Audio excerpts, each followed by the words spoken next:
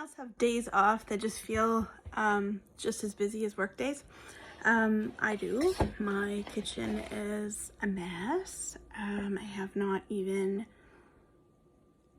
done probably half of the things that I intended to do today. But I've been thinking about something and I wanted to run it by you.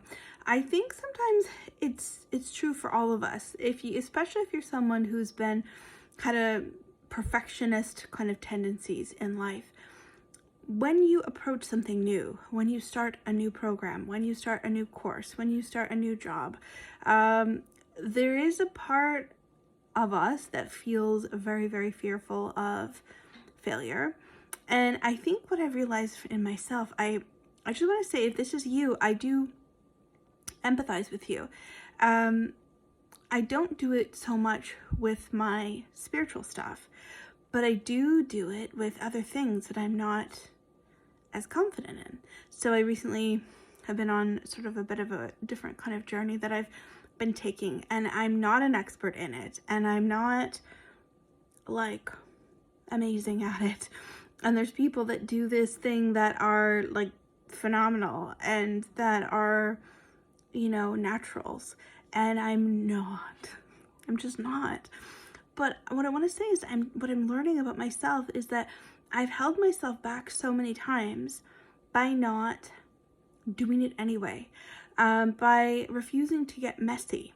Like, I never would meal prep before, and I would never even really cook that much sometimes because I would hate the idea of everything getting messed up. Like, it would just stress me out. So I would just not do that. Or, if I was gonna go and try something else, it's like I wouldn't do it for fear that it would be messy, like fear that I wouldn't be good at it. And so what I've noticed is pushing myself to do it anyway. There's so much good in these things that I've avoided.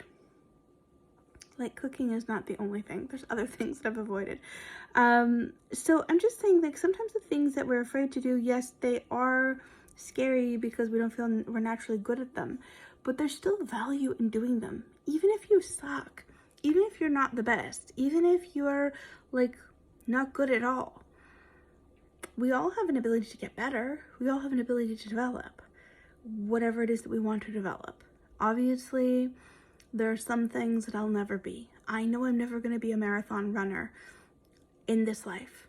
I'm okay with it. I've accepted it. Does it mean I should never run? Does it mean I should never try?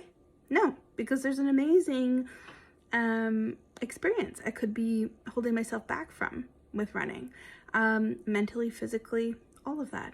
So it's the same thing for those of you that are thinking about, that you want to develop your intuition, you want to develop your mediumship, but you're afraid that you're going to suck, or you're afraid that you won't be as good as everyone else, you're afraid that you're going to be like the dud in the class. Please know that there's no rule saying in order for you to try something, or in order for you to learn about something, or do something, experience something, that you have to be the best. It's okay. You could just learn at your own pace, do it for your own reasons, and enjoy the benefit. If you're interested in something, if it speaks to you, if it inspires you, if it intrigues you, 100% there's a reason for it.